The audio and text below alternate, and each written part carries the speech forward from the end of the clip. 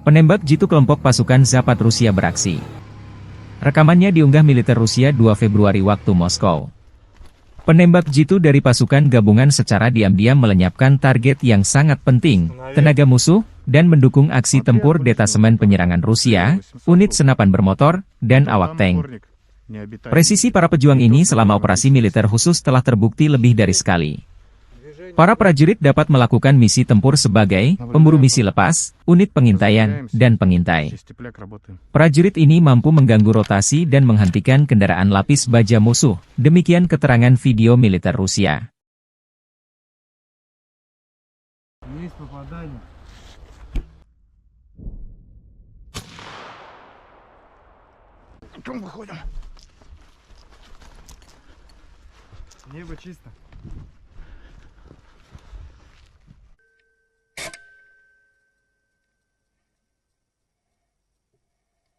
Download Tribun X sekarang, menghadirkan lokal menjadi Indonesia.